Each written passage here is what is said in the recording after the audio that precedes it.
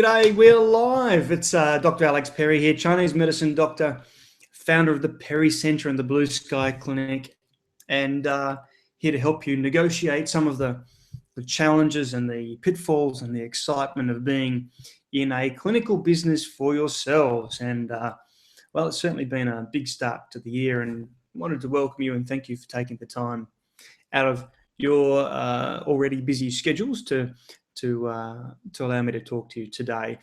And there are a couple of things that we're going to discuss today, and one of them has to do with taking your marketing to another level, and it's what I call network marketing, and we'll get onto that shortly.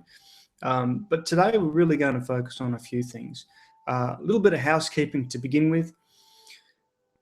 Have you set your goals for this year? Have you written down the numbers that you're trying to achieve? How many patients equals how many dollars in terms of income? What kind of products are you selling? What kind of a practice do you want to build? And I know that for a number of our clients, they're going through a process of restructure and rebuilding. Some are, still in early days of business, and some are taking the next step in terms of taking on new premises. And I've seen some photos of some of those guys starting to do fit out in their new practices and so on. So well done for setting your goals. If that's something you've done, if you haven't done it already, boy, it's time to do it. We're the middle of March. It really is time to make sure that you know exactly what you're trying to achieve for this year to date. A quick update in terms of where we're at. The new clinic here is now open. We had a very soft launch or soft opening a few weeks ago, and patients have been starting to come in, and we're averaging, or I say we, I mean me, I'm averaging sort of 14, 15 patients a week at the moment within our first month. So that's a pretty good start.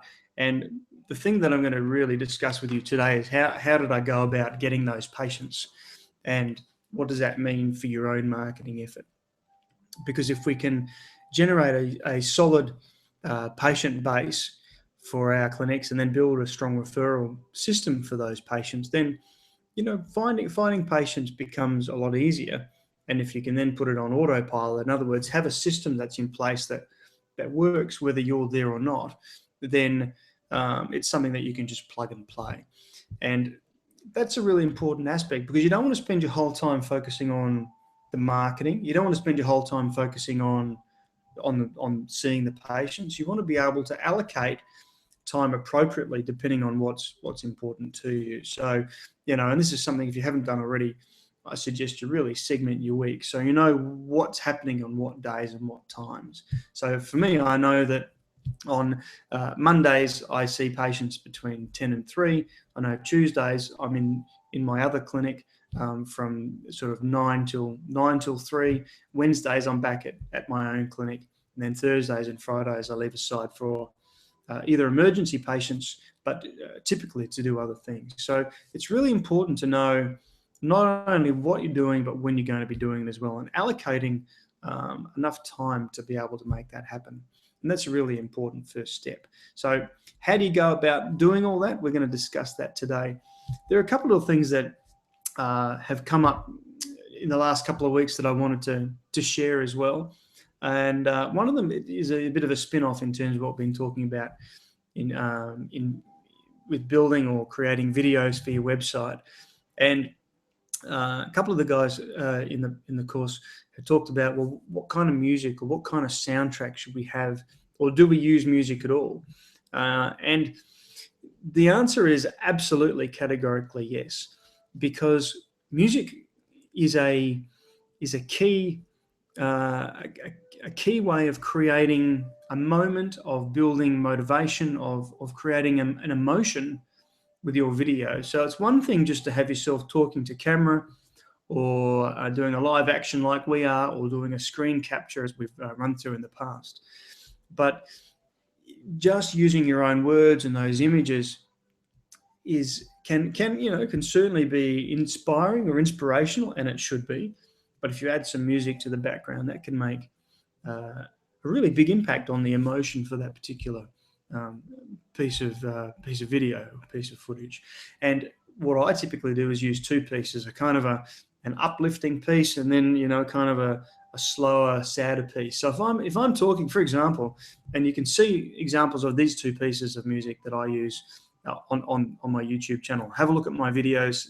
A lot of them are on the Basecamp as well. But you'll find that if I'm talking about fertility, for example, and I start off by saying, you know, are you and your partner struggling to fall pregnant, or are you struggling with period pain, or it could be shoulder pain or back pain or depression or anxiety, whatever it is. You want a bit of music that reflects that that emotion, kind of something a little bit more serious, that sets the scene. You don't want to be talking about, hey, you're struggling to fall pregnant, and have something kind of uplifting and jingly in the background. It just doesn't make sense. So using music is a very powerful way of adding that emotion to a video. And when you think about it, there's music everywhere. I don't know if you should be able to hear it. I've got background music in the clinic room today. If you're watching television, all television shows have music, and the music changes depending on what's happening. I think about some of my favorite shows. You know, this is probably giving a bit too much away personally, but I really like MasterChef.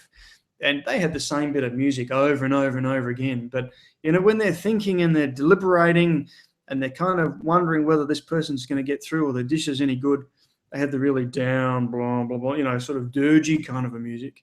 And then when the judge smiles and they're like, yeah, this is a great dish, and the music changes and suddenly it's uplifting and tinkly and sparkly. And it has such a big impact on the audience, which is why they do it. So there's no reason why you can't do that in your own videos.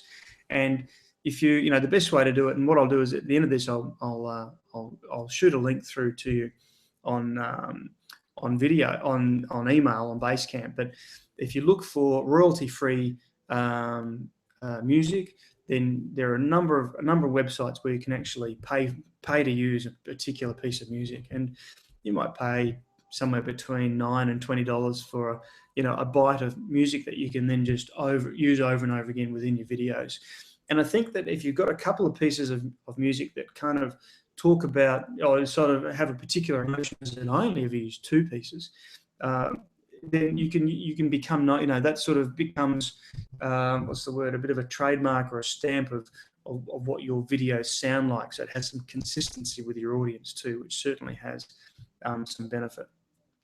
So I hope that makes sense in terms of adding music. If you're not sure, send me, and certainly by all means post some questions up during the live cast today, and we'll answer them as we go if you've got questions about music.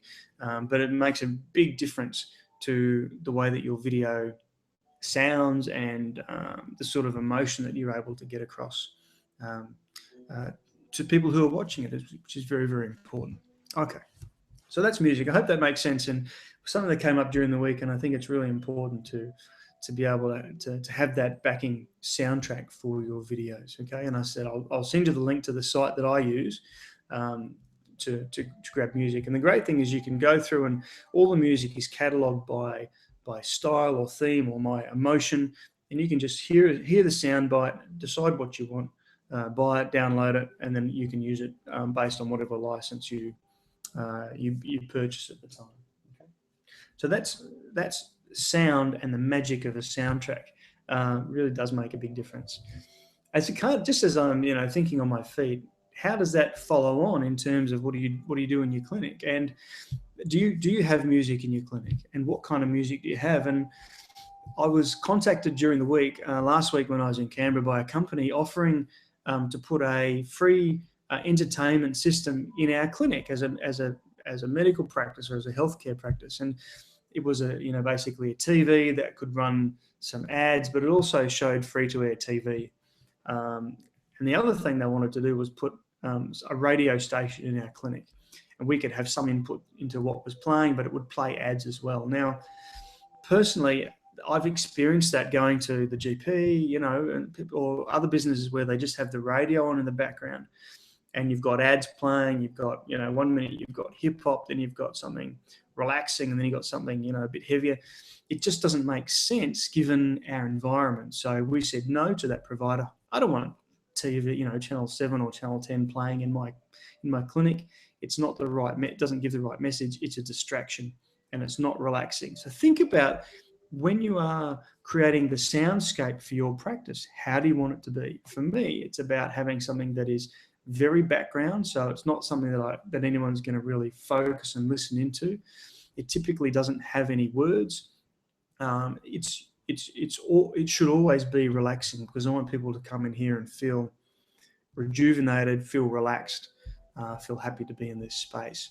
So music, both in your videos and also in your clinic, plays a really key role in terms of setting the stage. And one of the things that we've talked about a lot this year, and last year as well, is about how do you go about framing your practice. And I kind of think of this shape whenever I talk about framing.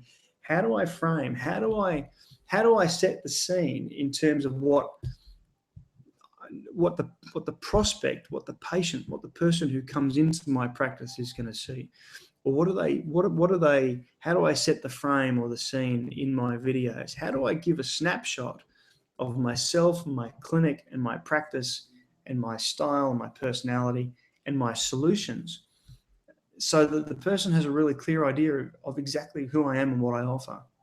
And that's really important. You've got to frame it as in the best way you possibly can. So music is a really strong way of doing that, and a way of completing the kind of the setup. So if you guys who are building clinics at the moment, physically putting in clinics, think about where you put sound. And for those of you that already have clinics, what kind of sound are you playing? Is it in the background? Is it in the foreground? Is it just the radio? And what impact is that having on your clients? These are really important in terms of really framing the scene when that patient first enters your practice and becomes a part of your practice as well. All right. The other thing I want to do was, before we get on to network marketing, is to follow up a little bit from our last coaching call, where I talked significantly about in bringing new people into the practice and different ways, different models of employment. And we spent the whole hour really talking through that employment model. And just as a follow-up, because there's something that I'm doing at the moment, is bringing another practitioner into our Canberra practice. And it's a really hard thing to do, in my experience, to find someone really good, someone who can do the job well, and to determine that all in the space of one, sort of 10 or 15 or even half an hour spoken interview. It's very, very challenging, particularly for a practitioner. So we've done it a little bit differently this time, and the model I'm going for is to employ someone as a casual, to do certain blocks of time when I know it's going to be very busy, so that they can be busy in those blocks of time. And the interview, or the application process, went like this. We put an advertisement out. We had some applications come in. I did a Skype interview because they're in Canberra and I'm not. They did a physical walkthrough of the clinic and met my staff to make sure that they felt comfortable. We then did a trial when I was in Canberra last week. The applicant came in, spent an afternoon with me, followed around patients, did some acupuncture on me, so I got to see their technique and give them some feedback on that. And then the next step is to give them a one-day trial, which he's actually doing today in Canberra, which is, a couple of hours of actually treating patients as the junior practitioner under the supervision of the senior practitioner in the clinic. And from that, we'll determine whether or not he's going to be suitable to be given that casual contract moving forward. And what it has done is it means that I'm much clearer about who that person is. I know more about them. I feel more comfortable. So it's a multi-step process. And he also knows that the emphasis is on him to prove to us that he's going to be the right person for the job. So the balance is quite good. He gets the opportunity and the time to really demonstrate. I get enough time to really work out whether he's a good match for us or not. And then we try him on some patients, just a small number, to get an idea of how he's going to go interacting with patients. So when it comes time to employing someone, I suggest really strongly that you take a multi-step approach, because in my experience, doing it just off the back of an interview is sometimes a big mistake, because people interview very well, and then you find out down the track that they weren't a very good match for your clinic at all. So in terms of employment, that's what we're doing, and I'll give you a further update to see whether he got the job or not.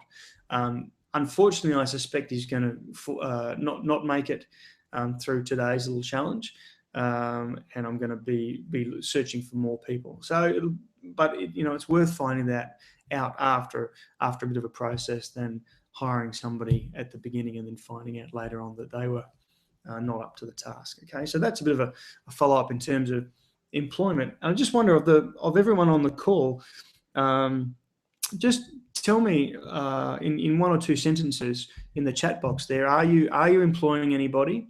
And if so, how's it going? And perhaps you're considering employing someone or bringing somebody in as another therapist or even an admin person, and where you are in that process. So just make a note for me, and perhaps if you've got any questions specifically in regard to that, please pop it in the chat box now, and we'll get to that at the end. The other thing, if you've got any questions regarding the use of music, pop that in the chat box as well, and we can answer that at the end of the session. And of course, if you've got no questions, that's okay, but it's much better for all of us if you interact in terms of putting questions up. We can answer those as we go as well. Okay. So I hope you're all doing really well in your practices, wherever you are around Australia, or around the world for that matter. What I wanted to talk about today was an aspect of marketing that is really my theme for the year, and it's about building relationships. And it's very easy to get sidetracked or into one particular mode of marketing or one particular way or method, remembering that marketing is really just the way that you bridge the gap between yourself and the service you provide and an audience who needs that service. Okay, so the marketing is the bridge between you and what you do and what you provide, and somebody who's going to appreciate the solutions that you're going to offer. And the trick is to find the connection, the way to bridge the two. And marketing, in a sense, is the strategy that allows that to happen. And advertising are the actual things that you do, the activities that you undertake in order to bridge that gap. Okay, so that's always, I always like to just emphasize that, because it's important to understand. People get worried about marketing and get worried about selling stuff. All we're doing is we're trying to answer the question of someone who's asking that question and provide them a solution given the tools and the expertise that we have. Okay, so that's really what marketing is. And there are so many ways to do it these days, but the one thing that I am absolutely confident in terms of working for you in your practice is relationship building. And I hope that you can see the whiteboard today. It's a bit hard. Sometimes the internet's good, sometimes it's not so good.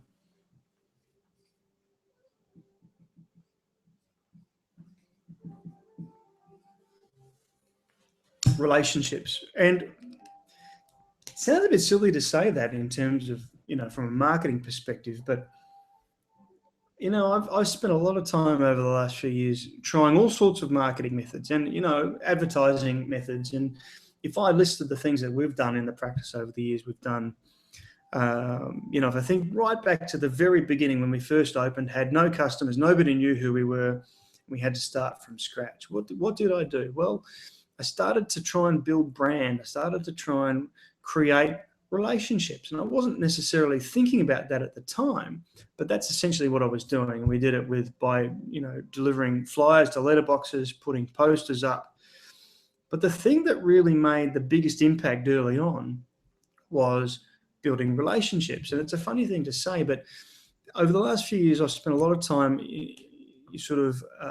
trying different ways of marketing online, internet marketing, website, Facebook, Google, online video, and these things are all useful, all important.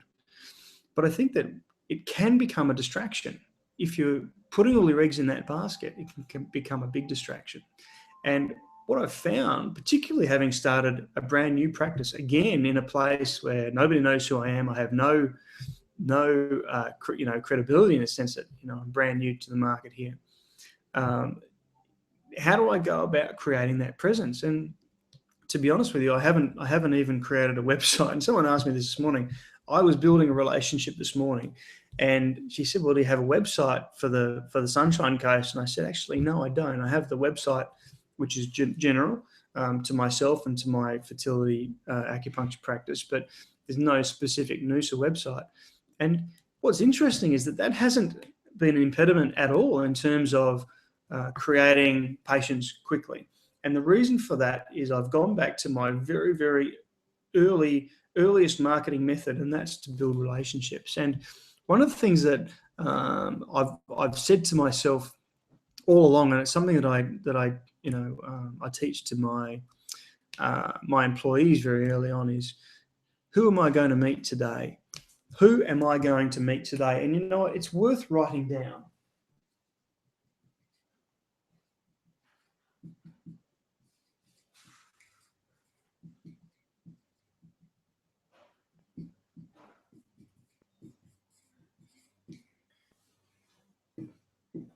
And you might ask, well, why would I even bother saying that? Well, what I found very quickly, and I'm going back, nearly 10 years in the original practice, what I found was that when I got out of the clinic and when I started speaking to people, I started to get patients. And I suspect that a lot of practitioners, particularly new practitioners, set up their practices, set up their clinics, hire a room, go on a percentage, whatever they do, and then they go and sit in their rooms and wait for people to come to them. And you know what? It just doesn't happen. And you can run Facebook ads and all the rest, and you definitely get some patients. But the thing that's lacking is that one-to-one personal contact and personal referral. So who am I going to meet today? And I remember very clearly one of my very first patients was the Yellow Pages rep. This is back when the Yellow Pages was actually a useful marketing tool. No longer is the Yellow Pages relevant on any level, in my opinion. And she actually came, as a new business, she contacted me and came to build a relationship in the hope that I would buy advertising space from her with Yellow Pages, which of course I did, and it was useful back then. What she didn't expect was to be sold as well. So we built a relationship, and she became a patient. And what's interesting is that she became not only a patient, she also became a source of referral. So there are two sorts of networks, if you like, or two sorts of relationships.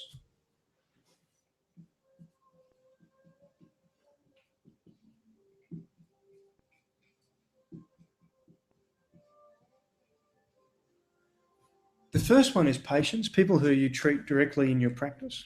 And the second one are practitioners of some description. Now, they may not even be healthcare providers. They may be practitioners of some other sort. They may sell Yellow Pages marketing or advertising. They may be a car salesman. They may be your accountant. They may be your banker. They may be the baker, or they may be the person that makes your coffee across the road. But what's important is that you get out of your clinic and you start to build some real relationships. Because the thing is, we're not selling information online. Typically, we're not selling lots of books as our core business. What we are doing is selling, for the most part, a one-to-one service. In other words, you and your patient across the table from them. So we're a real bricks and mortar business, and that's going to benefit from real bricks and mortar relationships. So when you're thinking about your marketing strategy, I would have this as an actual written down key part of your marketing processes and marketing strategy. Because if you can build good relationships, then you're going to build a solid business very quickly. And let me jump forward to about 6 weeks ago when we first came up here to the coast. And this has been a really interesting experience for me. It's been very deconstructing in some ways because, in Canberra, in the Canberra market, I've been on the television and on the radio for 5 or 6 years. People know who we are. People know the clinic. People know who I am. People recognise me in the street. we have that level of credibility and that level of brand that people know who we are and what we do. And it wasn't like that at the beginning, and that's exactly how I felt coming back up here. And you may or may not feel this yourself, and you don't have to feel this kind of fresh and raw, if you like, in order to have this kind of method of marketing. But it was a wake up to go, right, I'm opening a new practice in a new location where nobody knows who I am or what I do.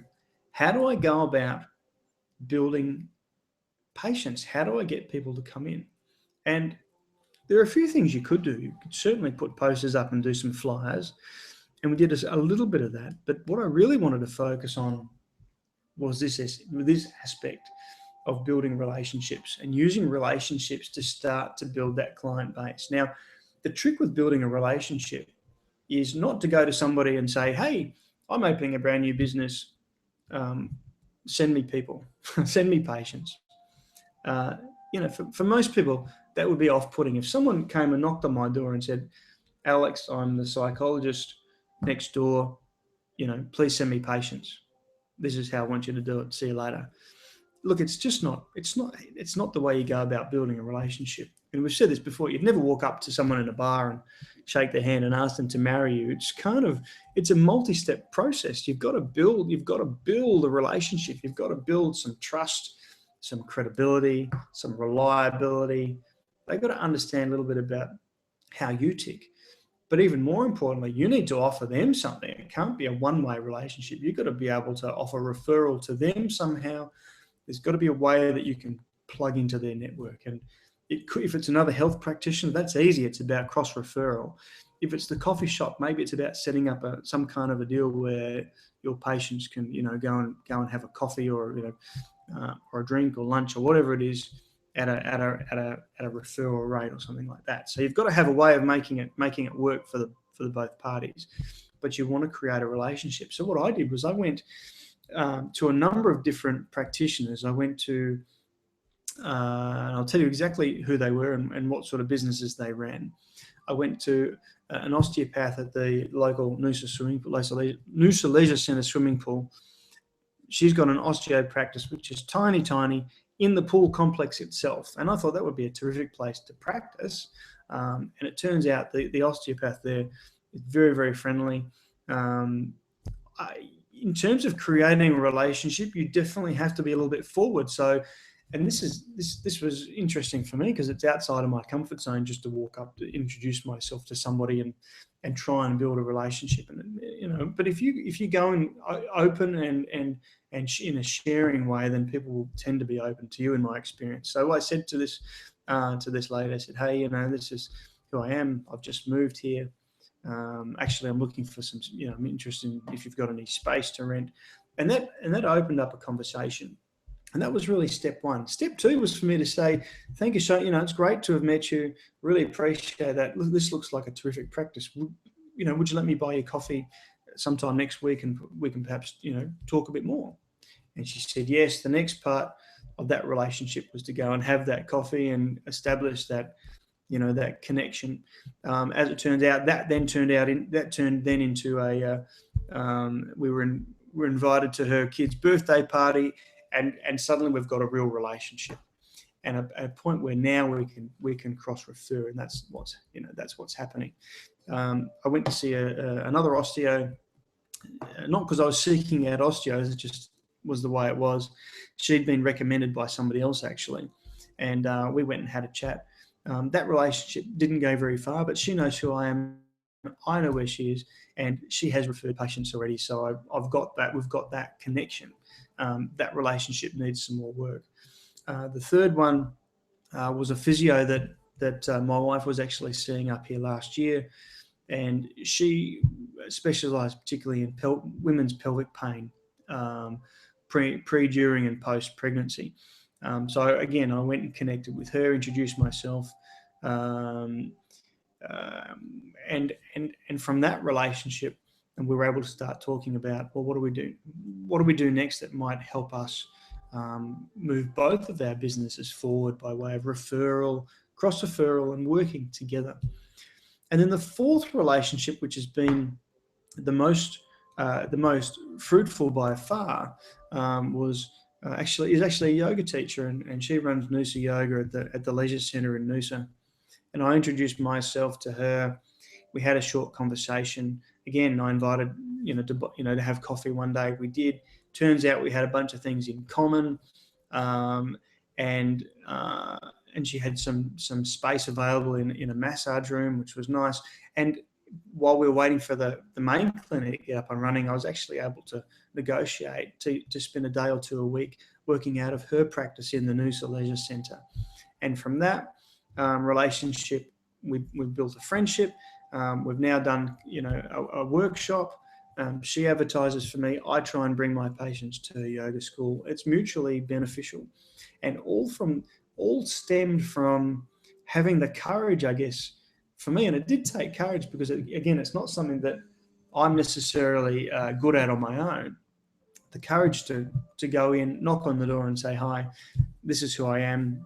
I've just turned up. This is what I'm looking for. What can we, are you interested in opening a conversation?" And that has been the best way so far in my experience for building that relationship. Now, once people start to refer to you, then obviously you've got to do a really good job in terms of the clinical stuff. You've got to have people who are actually, prepared to come back and work with you again and again. But that building of relationships, that connection, that communication early on is the most important thing you can do. I hope that's making sense. I really do. If you've got any questions, as I said, put them in the chat box and we can answer them as we go. The other thing that I didn't mention about that particular relationship was that as a yoga teacher, she had some issues with pain in her body, and what I suggested was, look, let me treat you for nothing. Let's work together. Let's see if we can make a difference, and then you'll have an even better idea of who and how you can refer to me.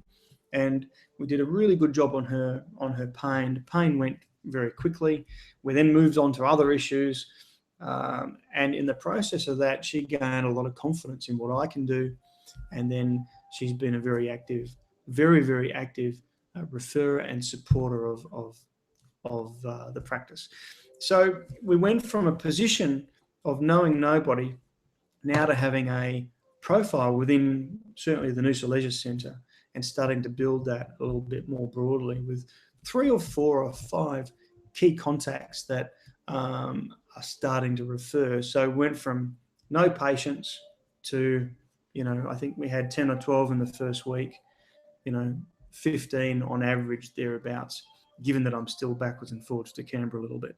So if you're moving location, if you are opening another practice, if you're bringing on another practitioner, anything that requires you to, or if you just need more patients for your own practice, then what I can recommend very confidently is to get out, start to build some relationships, and really see how you go building that network. Okay, because the interesting thing about a network, when you ask yourself, who am I going to meet today? Because invariably, whenever I meet a new person, I get a new patient. And a new patient is worth, to me, the lifetime value of a patient is typically $4,000 to $6,000. So that's an important meeting. But then that patient, if they get have a good experience and we build a good relationship, then they become a referral source as well. And the sort of referral source that you're going to get by building these relationships is what I call referral hubs. Okay, these are hub patients, or perhaps they're hub practitioners. It's a referral source. And if you think about a hub, I think about a bicycle wheel. The hub is in the center, and then you've got spokes coming off. And some patients may never be a hub. Okay, they may even sit out here on their own. It's just a single patient. They have a good experience, but for whatever reason, they're not the sort of person who's networking themselves. What you want to try and find, or what you will find invariably, is people who become good hub points. In other words, and you will have experienced these already, they're your best referrers, people who actually will actively refer to you without really putting much effort into it. The more of these people you can find, the better the relationship you can build with them, the better the hub they're going to be. So one person as a good patient, but not referring, is okay. A person who refers once is okay. A hub who refers over and over and over again will build your practice very quickly. Now, how do you identify that person? Well, it's not necessarily an easy thing to do, but they tend to be people who are, already joined into their community. They have a community of their own, and they're active in that community. They tend to be people who like to talk, okay, who like to get out and about. They have social events. They're members of book clubs. They go to the cafe with their friends. They exercise together. They're people who are probably joined into not just one network, but a hub person will be joined into many networks. Okay, so often what happens is you find that they have many spokes. And what will happen is one of those people that they refer, I've just pointed into a sunny spot, haven't I? Let's go over here. That's better. This hub person refers to somebody else. Not all of these people will be hubs, but some of these people that refer will also be hub people. Okay. And if you can build your network with other hubs, then you're going to have a very fast growing business. And sometimes, as I've found up here, if I'm using some of those practitioners I've met as hubs, then there is often a commonality between these people. So you have this network starting to build up. And the difference between doing this by building real relationships with real people versus doing it online is that you just can't build this kind of relationship by email or by Skype or by Facebook. And I guess if I was to have any criticism of the online world, is that it's disjointed and lacks that ability to one-to-one, okay, in a real meaningful sort of a way. And I think at the end of the day, unless we're selling a product online or we're selling a Skype consultation, it's much better to get out and about.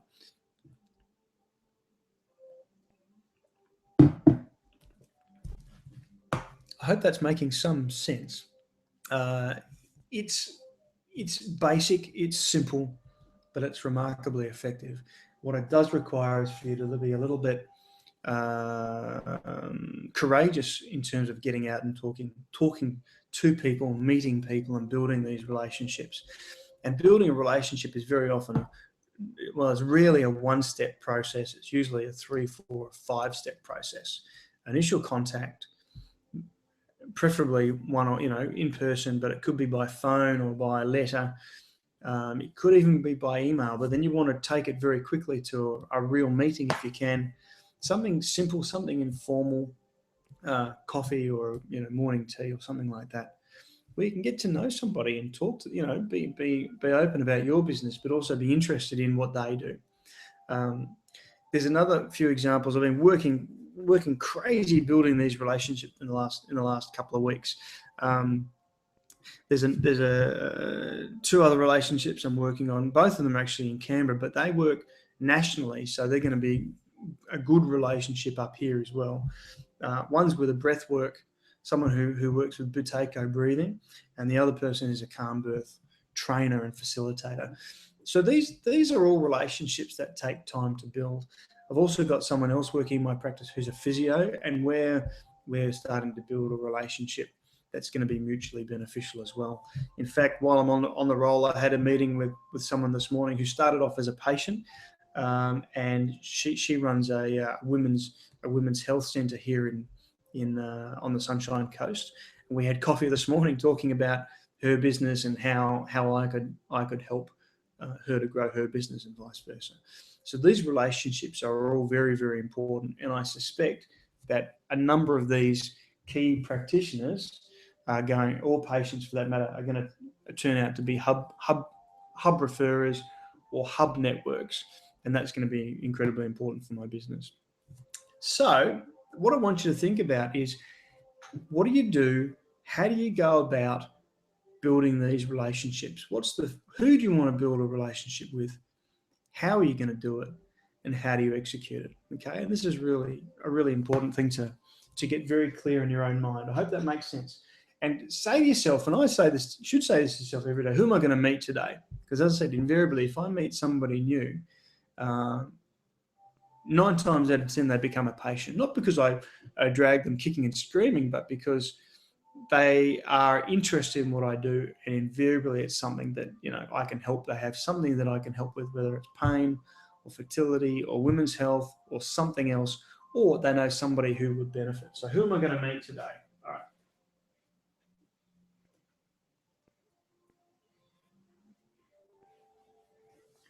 So the question for you right now is, where is your network? Where's your current network at? How strong is it? And how good are those relationships?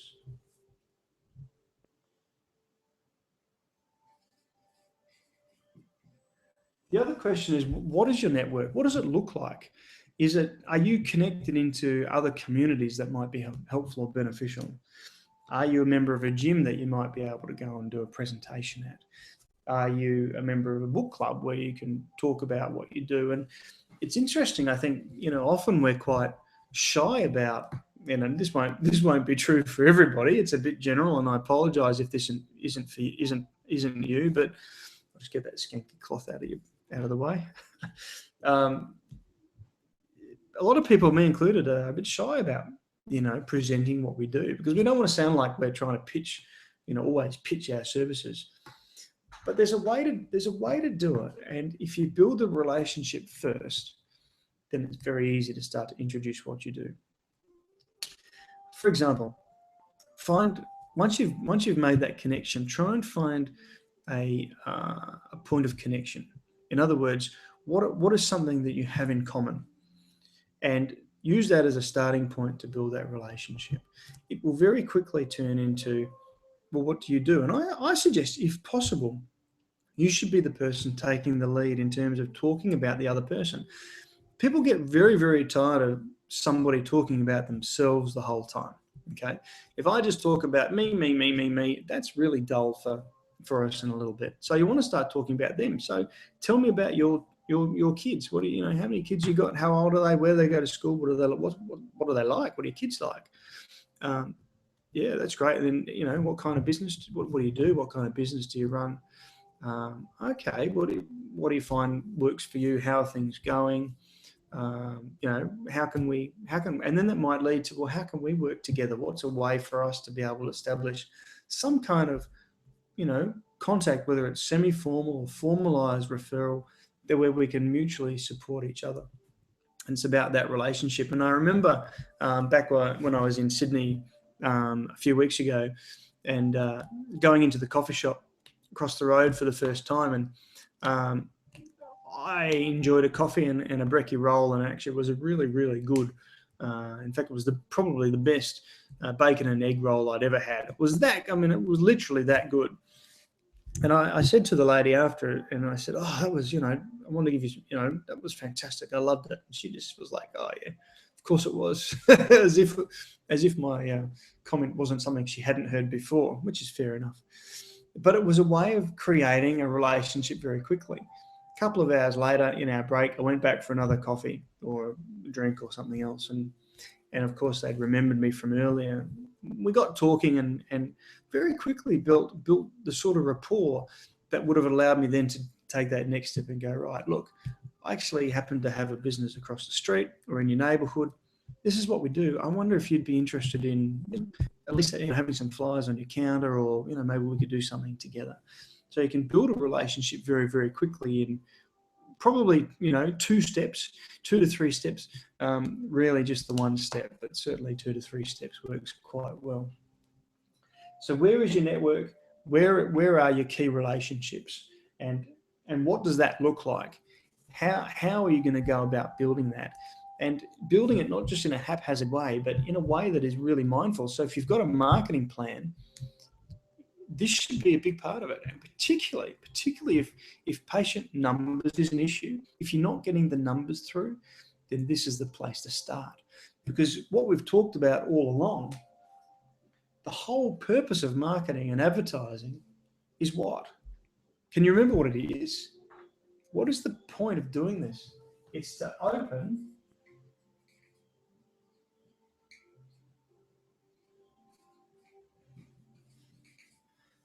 a conversation.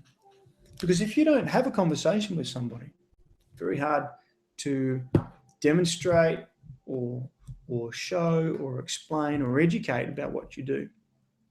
So when you build a relationship and communicate, you've got the opportunity to open this conversation. And you never know who's going to be your next patient. So if you're struggling for patient numbers, this is a great way to do it. It needs a bit of courage, but you can get out there and get better at doing it. And that's certainly something that I've worked on over the years and do get better at it, better and better at being able to go out and just talk to people. And sometimes I have to remind myself, but this is what I'm doing. So if you're doing something that is a little bit, outside of the mainstream, which we all do because we're doing acupuncture or something similar, then opening a conversation is the best way to educate somebody about what it is you do and why it would be beneficial. In fact, I had a conversation with this woman I was telling you about this morning who runs this women's health center, and it's a weight loss center, and she has a bunch of gadgets and machines, and they're all from Europe, and they do this and they go ping and they suck and they freeze and I don't know, I didn't really know. Well, to be honest, I had no idea what they were for or what they did. And what I did this morning was go in and she gave me a tour and said, this is what we do, this is how we do it, and this is why it works, and this is why women who come to me love this treatment. And it gave me a much clearer idea. I was then educated about what she does, and I was then able to say, well, look, for these patients who you are seeing for this particular thing and using this machine, what I can do is help them with the tools that I have to do this, this, this, and this. So actually, it's a really good adjunct. And by opening that conversation, I've been able to be educated myself about what she does, but also educate her about how we can fit together. So it'd be absolutely pointless for her to educate me about her machinery, and then for me to go off on a tangent educating her about what acupuncture is. It'd be completely useless. What you want to do is you want to say, right, well, that's your machinery and that's what you do, and those are the sort of clients you're having. Actually, those clients are very similar to the sort of patients that I have, and I love working with patients in this way because this is what I can do, and this is how the two of our businesses can work together because we are aligned. Our audience, our market is the same, but we provide a slightly different service. So it's a great way for being able to make that sort of connection, build that relationship, but you can only do it by opening the conversation. And notice what I've done is I've gone to her, I've looked at her stuff, and I've been open and interested in being educated about what she does. I haven't gone in there saying how great acupuncture is and how good I am. It's about, okay, well, tell me about your practice. What sort of people do you see? And it's a subtle difference, but it's a big one. It's a powerful one. And I'm thinking about, I can see Diane's on the call with the Thenar stuff. I mean, patients need a lot of education. The public needs education. Other practitioners need education. What is this tool you have, and what does it do? How's that going to benefit me? How's that going to benefit my patients? And how do we integrate our businesses that makes sense and is a viable way for us to work together? And it's a great way of building a relationship. And acupuncture is a bit like that because people come in thinking, oh, yeah, acupuncture is good for, a sore back. They don't realize that it can help them with other things, period pain, emotional, fertility, menopause, whatever it happens to be. They just don't understand. They're not educated. So opening a conversation is a great way of being able to do that. Okay. That's the one-on-one. And you can do that with patients and practitioners. I wanted to think quickly in terms of opening a conversation, other ways to do it, other ways to open a conversation, because you can do it without necessarily being there in the first place. How do you have a conversation with somebody, right? Open a conversation without being there. And if I think about our marketing funnel,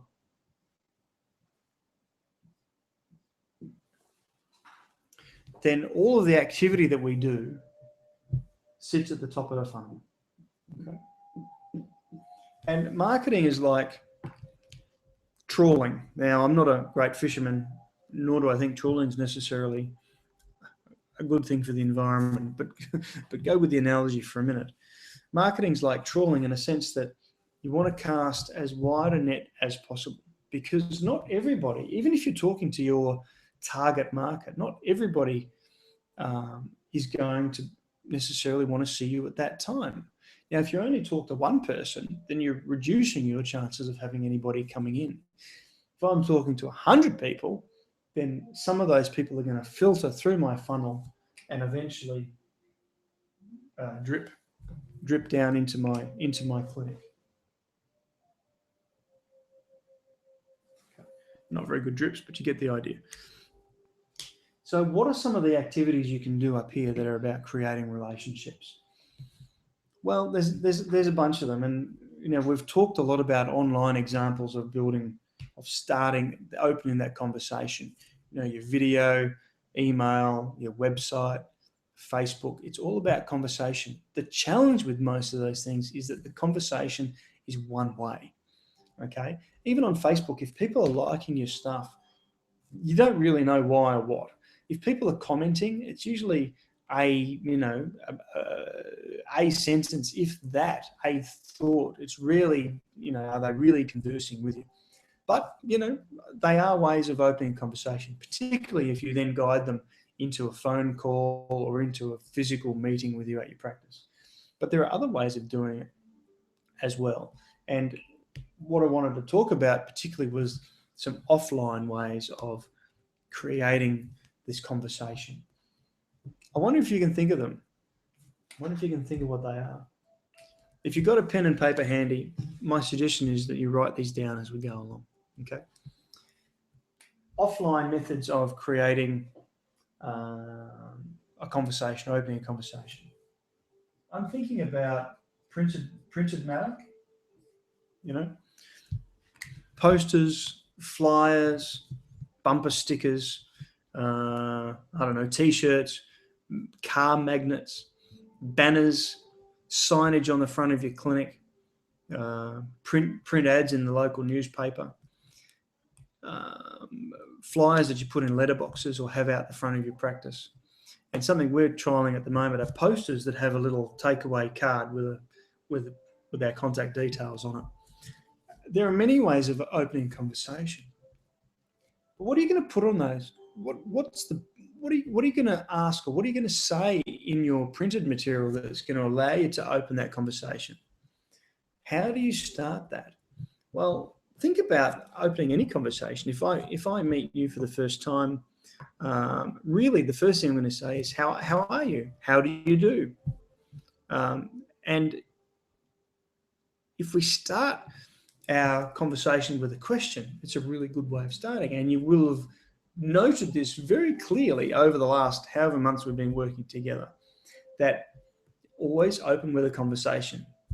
So I never say in meeting someone, I'm Alex and I'm an acupuncturist. That's pretty, I don't know. It just doesn't make a lot of sense.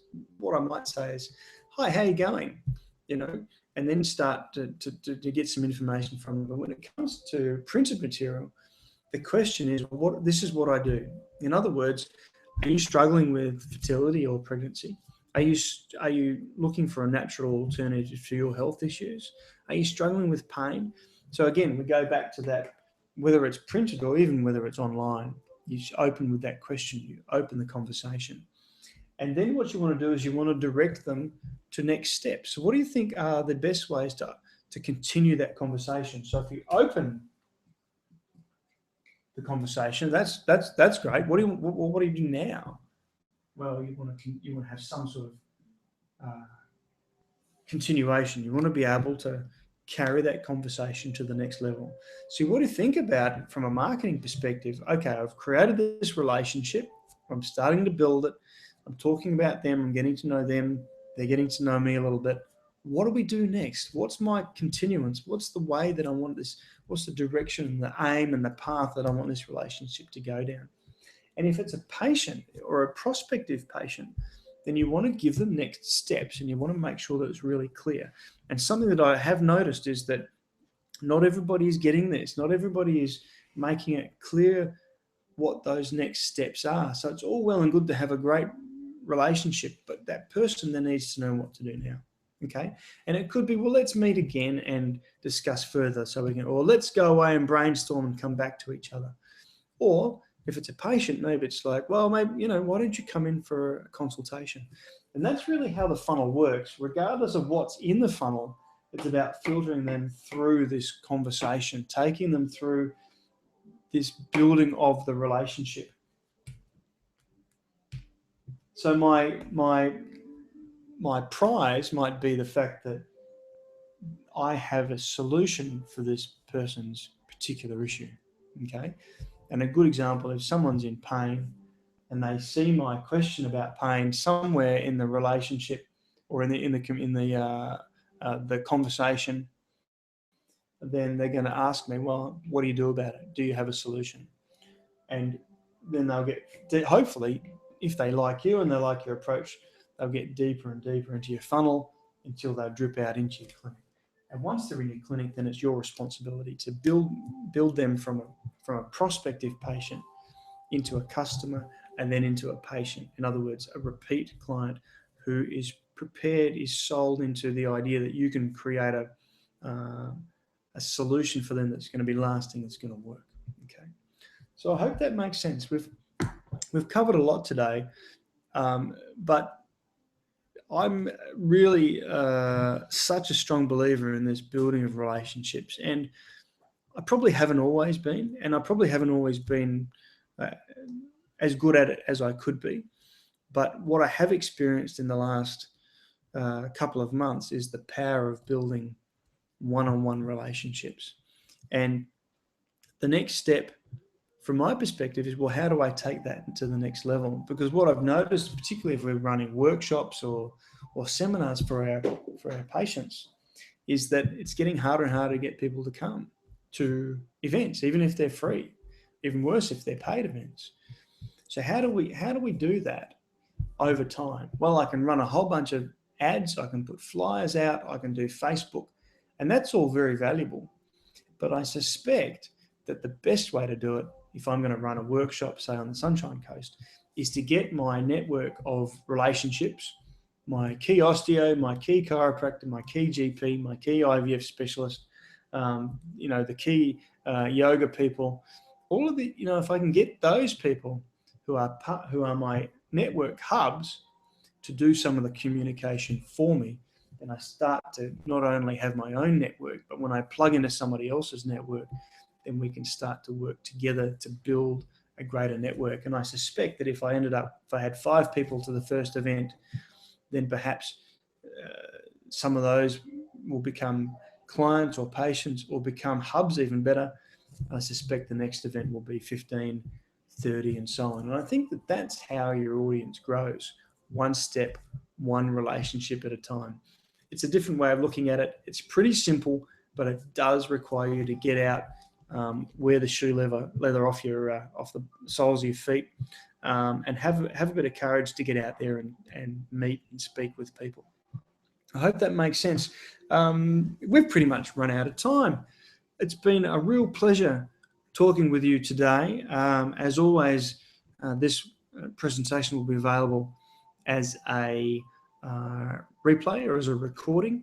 And if there's somebody else out there in your marketplace or in your network or in your relationships who you think would benefit from this information, I'm more than happy for you to pass this particular video on. If you've got any questions, I will stay around for a few minutes to answer those in the chat box. Just to finish off, there's been a couple of changes in the last couple of weeks. I don't quite know how to kind of to broach this exactly, but for you guys going to Byron this coming weekend, I'm not actually coming along this weekend. The relationship that speaking of relationships, that we've had between myself and Health Leaders Academy. We're parting ways very amicably, I'd have to say. But for that reason, I won't be coming to Byron. However, our relationship shouldn't really be affected by that. If you're not sure, or you're unsure, or you're uncertain, or you're unhappy with it, let me know and we can certainly talk it through. But if you're going to Byron this weekend, I think it's going to be a fabulous weekend. Lots of great content, a good chance to practice your relationship building and your network communication and marketing skills. But I won't be there to assist you this weekend. However, if you need some support from me, please get me on email and we can talk through. It will not affect your program whatsoever. So let me go to chat. Let's see. Give you a couple of minutes to fire some questions at me. Otherwise, we shall leave it there.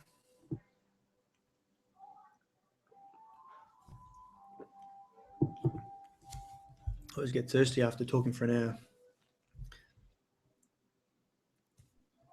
All right, I can't see any questions coming through. It must have been very well explained. As I said, if you've got questions, pop them in there. I'm going to head off for now, and I really look forward to speaking to you soon. As always, go great with your business, and look forward to seeing you soon. Bye for now.